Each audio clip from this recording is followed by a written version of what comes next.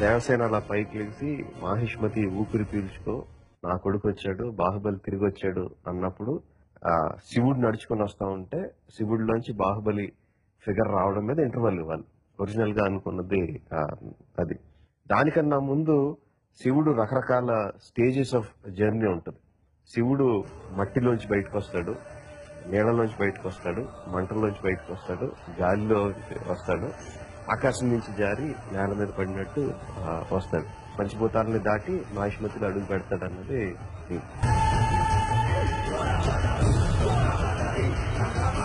Ice దగ్గర మంచులో fight చేస్తున్నప్పుడు ఒక అతను బాహుబలిని చూసి గుర్తుపడతాడు. ప్రభు నన్ను ఏం చేయొద్దు, బాహుబలి నన్ను ఏం చేయొద్దు అని. ఈడేవాడు నన్ను బాహుబలి అంటాడు అని శివుడు చూస్తాడు, అతను వెళ్ళిపోతాడు. సో అతను వచ్చి బిజ్జల దేవుడికి ఇన్ఫార్మ్ చేస్తాడు, ఒకడు వచ్చి మమ్మల్ని అందరినీ కొట్టేసాడు అంటాడు. మమ్మల్ని కొట్టబెట్టి ఎవడాడు అంటే బాహుబలి అంటాడు.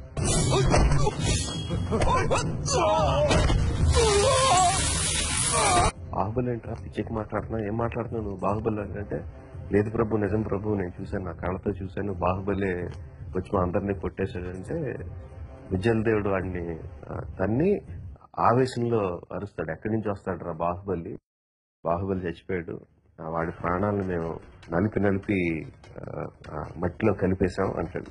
అనగానే ఇంటర్కట్లో భూమిని చీల్చుకుంటూ బాహుబలి వస్తాడు. వాడి శరీరాన్ని కాల్చి మంటల్లో కలిపేశాం అంటే మంటలు దాటుకుని వస్తాడు. అలా ఆయన బిజ్జల దేవుడు చెప్తున్న ఒక్కొక్క డైలాగ్ కి ఒక్కొక్క ఎలిమెంట్ నుంచి బాహుబలి తాలూకు ఎంట్రీ చూపించి ఫైనల్ గా బాహుబలి చచ్చిపోయాడు అనగానే టాక్మన్ ల్యాండ్ అవుతాడు. ల్యాండ్ అయిన వెంటనే దేవసేన పైకి లేచి మాహిష్మతి ఊపిరి పీల్చుకున్నది. ఇది ఒరిజినల్ గా ఉన్న సీక్వెన్స్. మాహిష్మతి ఊపిరి పీల్చుకో, నా కొడుకొచ్చాడు, బాహుబలి తిరిగొచ్చాడు. బట్ నెక్స్ట్ విగ్రహం లేపడం దగ్గర అయితే ఇంటర్వెల్ బాగుంటుందని చెప్పి ఆ మధ్యలో బిజ్జల దేవుడి తాలూకు డైలాగులన్నీ తీసేసి జస్ట్ శివుడు బయలుదేరుతున్న తర్వాత ఈ పాటలన్నిటి ఈ ట్రావెలింగ్ అంతటిని కలిపి ఒక సాంగ్ క్రియేట్ చేసేసాం. ఆవిరైన నీ కన్నీళ్ళు ఆనవాళ్ళు ఈ సంకెళ్ళు రాజ్యమా ఉనికి పడు.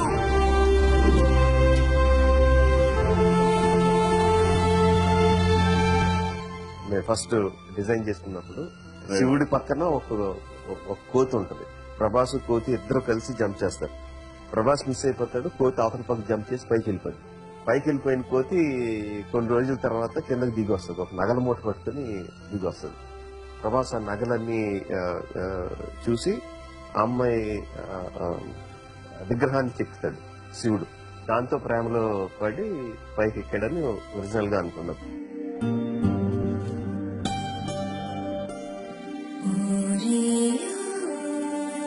మనకున్న రూల్స్ ప్రకారం కోతులతో అసలు షూట్ చేయకూడదు. మొత్తం అంతా సీజీలో చేయడం అనేది జరగని పని. కొంత లైవ్ గా షూట్ చేసి డిఫికల్ట్ పోర్షన్స్ సీజీ పెట్టడం అనేది ప్రాక్టికల్ గా చేయగలిగే పని. So government of India regulations అలా ఉన్నాయని తెలిసిన వెంటనే చాలా డిసప్పాయింట్ అయిపోయారు. అమెరికాలో ఉన్న ఒక కోతిని కూడా బాగా వెల్ ట్రైన్డ్ కోతిని కూడా మాట్లాడడం, మరి ఇండియన్ కోతి కాదు కదా, అది అమెరికా కోతి కదా, సో దాని రూల్స్ వేరే ఉంటాయంటే కుదరదు, ఏ కోతి అయినా సరే ఇండియాలో షూట్ చేస్తే మీరు రూల్స్ ఫాలో అవ్వాల్సిందే అన్నారు. ఇంకా కోతి క్యారెక్టర్ తీసి పక్కన పెట్టి ఆ మార్పులు చేర్పుల్లో ఈ ముసుగు వస్తుంది, ఆ ముసుగుని బట్టి ఆ అమ్మాయి ఇంప్రెషన్ క్రియేట్ అవుద్దని చేసాం మాట.